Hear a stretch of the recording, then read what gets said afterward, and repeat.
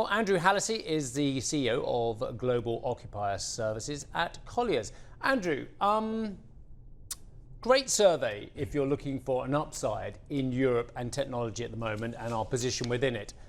But I'm wondering where the disparity is. Fantastic. Europe is chucking out great talent. We've got great, London's knocking the ball out of the park. We have great, talented, young AI proponents. I'm sure they're all young. I'm sure everyone's young compared to me anyway. So why are we as Europeans failing to build the biggest companies, to get the patents? We had a guest on right early in the show who was saying all the patents pretty much being developed are coming from Asia and China. Yeah. Very little in Europe. So what I don't understand is we're throwing off amazing, talented people, but we're not using them to build the infrastructure. It's a great observation, Steve, and I couldn't agree more with you. I'd probably describe it as the wider ecosystem supporting the tech sector in Europe. Whilst it's strong in many areas, it's less developed in others. And if you were to compare Europe to the United States, for example, the ability of startup firms to scale and to get funding through various stages is just much easier, much better due to the maturity and depth of that support infrastructure in the US in particular. Yeah, I mean, we've all read the book and the books, and they're all out there as well, whether it's the power law or the coming wave or whatever it may be. We know what the solution is. Yep. It's create ecosystems of capital, ecosystems of talent, kind of symbiotic companies where you can all feed off each other as well. You create communities, and the West Coast did this first, and others are doing it as well. The templates there tell me that my European leaders and masters get that and are doing something about it. Well, hopefully they do. And in our report, we've surveyed the top 200 markets globally. And the output and results for Europe are actually pretty good. As you mentioned, London is in a number 2 spot. Paris and Dublin also hit the top 10. Of the top 50 markets globally, Europe actually has 22 of the top 50, with the Americas having the other 14 and Asia Pacific the remaining 14. So if you look at the depth, breadth of tech labor across Europe, it is actually quite significant on a global scale. But sorry, I'm still struggling. You're struggling, yeah, me too. 22 out of 50 now. 22 out of 50. Oh, so we are dominant in AI. We are dominant. But we're not. So what, are they all just desperate to get their green card? Is that what's going on? Yeah, well, if you take a different... I know a thing or two about Dublin diasporas. Even though we've got all these amazing US companies down the Liffey and what have you, truth of the matter is, the Irish are the great travellers of the world, you know. They are. And look, again, I agree with your observation. If you look at the Magnificent Seven, they represent an aggregated market cap of circa 15 trillion. The 2 largest tech companies in Europe, SAP is about 300 billion, and ASML about 270-ish thereabouts. So Europe is behind, but the Bay Area of San Francisco is just so far ahead.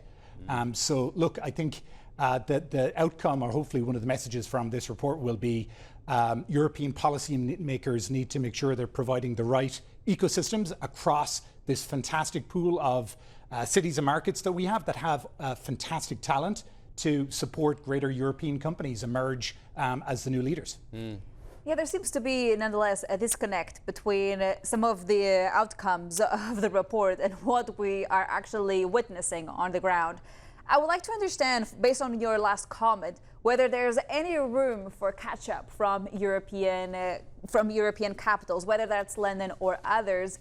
Is there any sort of case that could actually lead them to catch up even more when it comes to some of the attractiveness of the US market? Yeah, so some of the factors that drive the outputs are things like depth and breadth of the actual talent base in the market, linkage to academic institutions, the VC funding infrastructure that's in place. A number of European cities do rank very well in those areas. London, Dublin, and Paris being the 3.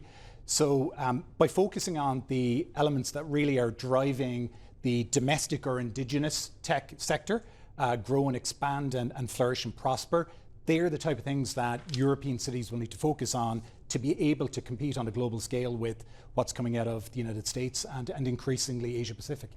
I was also quite interested in some of the other cities that you mentioned in the report. In fact, Bucharest also attracting quite a lot of investment.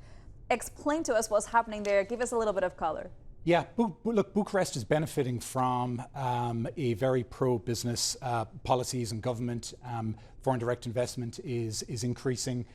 Similarly, Warsaw has been scored pretty high on the rankings. As we know, Warsaw has traditionally been a very top location for BPO outsourcing. But look, that's definitely progressing and developing as these cities mature. The domestic tech sectors are getting stronger. There's more startups, and everybody is focusing and embracing on AI. We haven't talked about welfare and perhaps some of the reasons why the young good talent could actually choose to be in Europe. I'm wondering if you have noticed any sort of commentary when it comes to that, and what could actually drive people to stay in Europe. We have to go back to the godfather of this as well. Yeah. Come on, Jerry, show me the money. Yeah? Come on, Jerry, show me the money. The reason why I'm bringing this up is because the young generation also has certain considerations that we don't have. Show me the money. Not necessarily. Yes, not for all Gen Z. Come on. Don't give me that Gen Z altruism lark. They want more life balance, life-work balance than we wanted. Do you mean that? Do you really mean that? Some of them, yes, totally. I've seen how hard you work.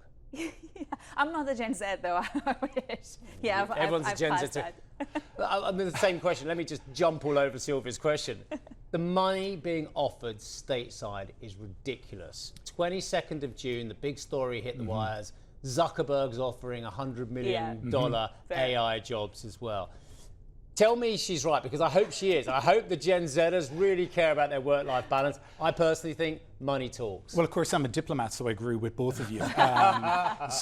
Sylvia is absolutely correct in that this is good news for Gen Z. So in the last decade, participation from Gen Z is 10% higher in the tech sector than what it was.